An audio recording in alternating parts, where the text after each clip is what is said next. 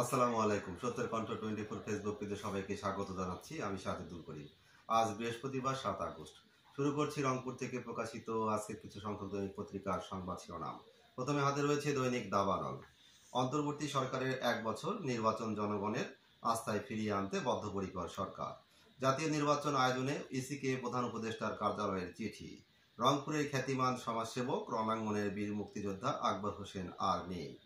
দৈনিক দাবানল। দৈনিক আগামীর সন্ধানের সংবাদ শিরোনামে রয়েছে রংপুরে বিএনপির বিজয় র্যালির অনুষ্ঠানে গয়েশ্বর চন্দ্র রায়। নির্বাচনের ফলাফল ঘোষণা না হওয়া পর্যন্ত 18 কোটি মানুষকে সজাগ থাকতে হবে। অবৈধভাবে বালু উত্তোলন, উদ্বোধনের আগে ঝুঁকিতে তিস্তা সেতু। দৈনিক আগামীর সন্ধানে। দৈনিক আমাদের প্রতিদিনের সংবাদ শিরোনামে রয়েছে বন্যার পানি কমতে 4 জেলায় তিস্তার অন্তত 80 পয়েন্টে ভাঙন। পয়সাওয়ালা হলেও পয়সা নিয়ে সীমান্ত পার করে দিবেন না, গয়েশ্বর চন্দ্র। জুলাই আন্দোলনের প্রথম শহীদ আবু সাইদ হত্যার বিচার শুরু। দৈনিক আমাদের প্রতিদিন। দৈনিক বায়ান্নর আলোর সংবাদ শিরোনামে রয়েছে ফেব্রুয়ারিতে জাতীয় নির্বাচন আয়োজনে সিইসিকে প্রধান উপদেষ্টার চিঠি।